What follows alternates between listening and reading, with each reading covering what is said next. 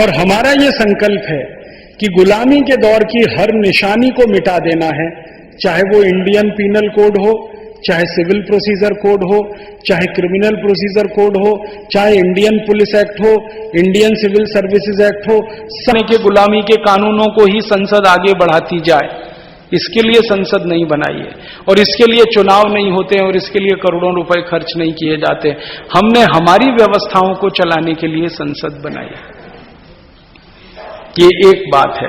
और दूसरी इससे भी बड़ी बात है कि आजादी के 62 साल के बाद भी गुलामी की जिन निशानियों को हम हटा नहीं पाए इस देश से, ऐसी कुछ निशानियां अभी जिंदा हैं। जैसे उदाहरण के लिए इस देश में डलहौजी नाम का एक शहर है, मालूम है आपको?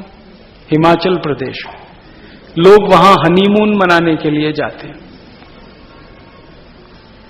डलहौजी नाम का सबसे कुख्यात अंग्रेज अधिकारी, जिसका जिक्र अभी मैं कर चुका हूं, जिसने सबसे ज्यादा किसानों को बर्बाद किया, जमीनें छीनी, किसानों को भूमिहीन बनाया, उसके नाम पर इस देश में शहर बसा हुआ है।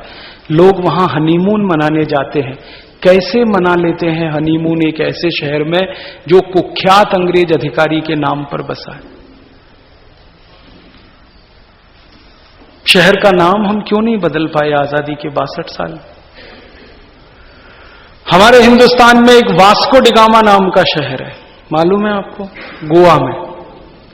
वास्को डिगामा वो पुर्तगाली व्यक्ति था जो 20 मई 1498 को इस देश में आया, जिसने हिंदुस्तान के लाखों लोगों को नाखून खींच खींच कर ईसाई बनाया, क्रिश्चियन बनाया, जिसने लोगों को लूटा, संपत्ति लूटी। वास्को डिगामा की अपनी डायरी में वो लिखता है कि जब मैं पहली बार हिंदुस्तान गया तो कालीकट नाम के शहर को मैंने लूटा और लूटकर इतना सोना, चांदी, हीरा जवाहरात इकट्ठा हुआ कि उसको भरकर पुर्तगाल लाने के लिए 14 पानी के जहाज लगे। और एक पानी के जहाज में 50 से 60 मीट्रिक टन सामान आता था उस जमाने में। तो 14 पानी के जहाज भर के सोने, चांदी, हीरे जवाहरात वो लूट ले गया। उस वास्को डिगामा के नाम पर हमारे देश में नगर क्यों होना चाहिए? उससे भी ज्यादा खराब बातें हैं इस देश में।